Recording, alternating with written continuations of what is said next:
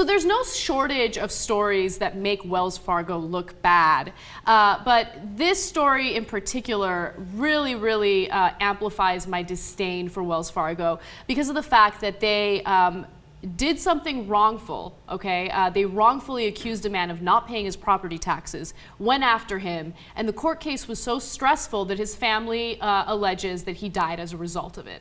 So Wells Fargo wrongfully went after a man named Larry Delassus, and they said that he failed to pay his property taxes for 2 years in a row. So they went after him for $13,361.90.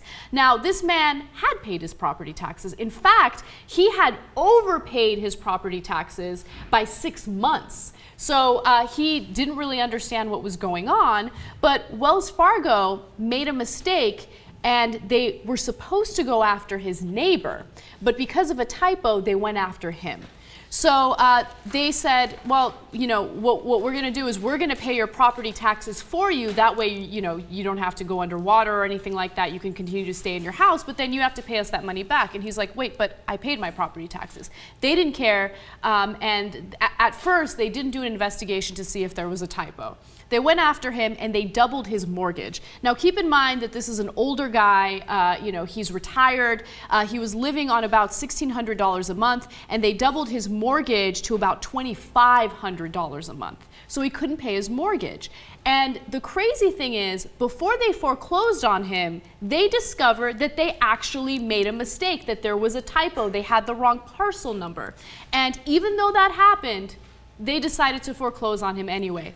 Well, I think the worst thing about this to me is that when the mistake, this all started in 2009 when the Wells Fargo said that, you know, you haven't been paying. And the discovery of the mistake was found in 2010. So we're talking, this is, you know, 3 years ago that we found out about this. The man finally got his administrative hearing, finally was able to maybe get Wells Fargo to talk with him, and he died in December of 2012 at that hearing. His neighbors, that's of course where they say that his medical condition, he had a rare blood clot disorder that, you know, made him very sick at times and also could cloud his thinking at times. And they said that the stress of that was finally what killed him in the middle of his administrative hearing. Yeah, in the middle of the hearing. It's crazy. Now, as I mentioned, Wells Fargo did discover that they made a mistake before they foreclosed on his home. In fact, Robert Bailey, who is the lawyer for Wells Fargo, said the following, quote, Wells Fargo paid the amount it determined was owed to the county assessor, approximately $10,500. This was a mistake. The $10,500 was the tax amount owed on a neighboring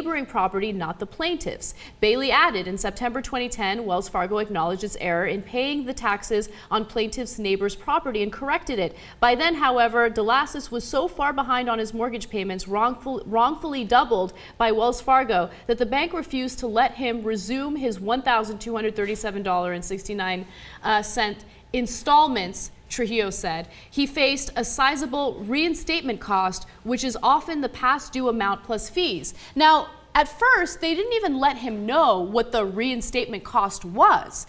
And then he finally figured it out. Oh yeah, they told him, and they gave him 24 hours to pay. And what was the amount? $337,250.40. 24 hours to pay. That's the cost of a home. Like, yeah. You have to pay the cost of a home in cash. Now, one of the other things that they mentioned in this particular report was that both his lawyer and he were unaware that the consumer products, now I'm going to mess up the name on it, the Consumer Financial Products, somebody help me out with it, CPFA, is that they didn't know that it was available to them to help them through this process. Right. You know, and of course we know that the banks paid a lot of money to try to stop it in its tracks, to try to prevent it from starting altogether.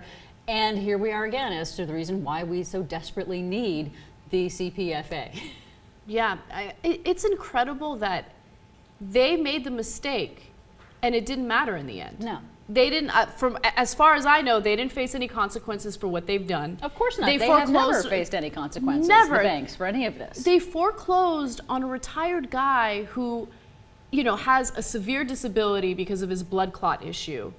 And all he wanted to do was live in that condo. He had, you know, neighbors and friends that said that he was just this great guy with a great sense of humor, and he was a law-abiding citizen. He played by the rules. He did everything he needed to do to live an honest life. And then in comes this bank. They make a mistake. They destroy everything, and they don't have to pay any consequences for it. Now, LA Weekly reached out to Wells Fargo to get a statement from them, and the statement is incredible in how cruel it is, okay? This is what they said. Given that there was no testimony or evidence to be presented at the hearing, there was no reason for Mr. Delassus to attend, and it is truly unfortunate that he was brought there. So you're going to blame the victim for showing up to that hearing? Well, of course. What would Wells Fargo do otherwise? They would have to admit that they did something wrong, you know, that they not only did they make a mistake, but they also, you know, hounded this guy practically to his death in that respect as well. It's that predatory lending that we have been so very good at here in America, that we've made it possible for banks to come after innocent people and destroy their lives. It's really a sad story. It's heartbreaking. It really is. And, you know, this is just one of many.